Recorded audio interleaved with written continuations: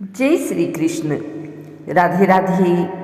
आइए जानते हैं पौष मास 2025 पुत्रदा एकादशी व्रत किस दिन रखा जाएगा। इस शुभ योग से बढ़ा साल की आखिरी एकादशी का महत्व। हिंदू धर्म में पौष का महीना बेहद ही पवित्र और शुभ माना जाता है। इस महीने में पड़ने वाले व्रत और त्यौहार से पुरानी धार्मिक मान्यताएं जुड़ी हैं। इसी महीने में पुत्रदा एकादशी पड़ती है। इस एकादशी का व्रत संतान की लंबी आयु और सुरक्षा के लिए की जाती है। ये एकादशी साल में 2 बार आती है।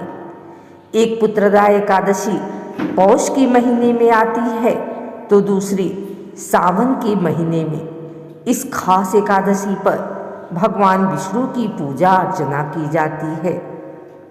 मान्यता है कि इस दिन अगर भगवान विष्णु की सच्चे मन से पूजा की जाए और व्रत रखा जाए तो संतान की लंबी आयु के साथ साथ संतान प्राप्ति में आने वाली हर बाधा आसानी से दूर हो जाती है। साल की आखिरी एकादशी दिसंबर के महीने में पड़ने वाली है।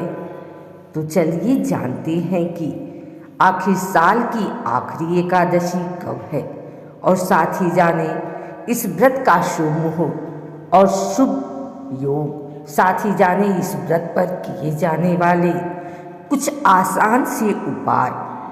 पुत्रदा एकादशी हर साल पौष महीने की शुक्ल पक्ष की एकादशी तिथि पर मनाई जाती है।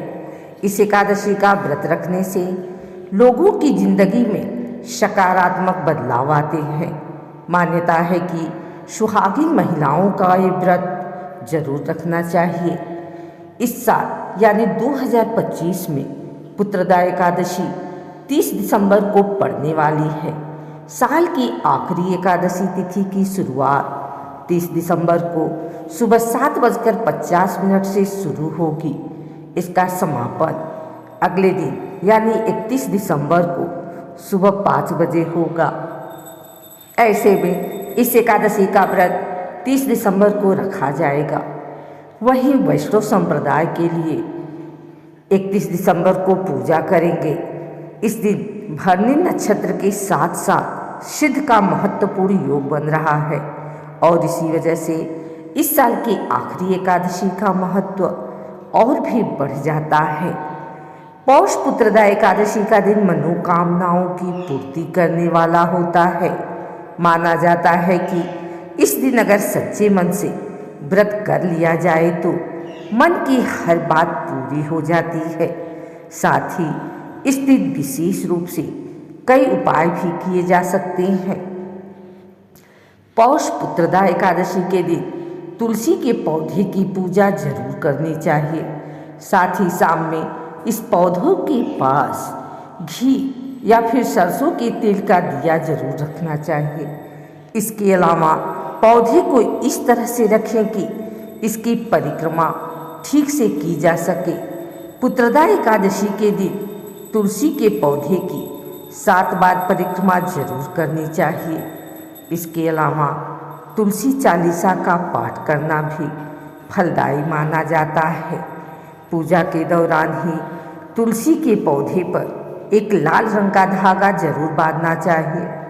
इस दौरान ध्यान रखें कि तुलसी के पौधे के आसपास गंदगी ना हो सके तो पूजा की शुरुआत से पहले आसपास की सफाई जरूर कर लें।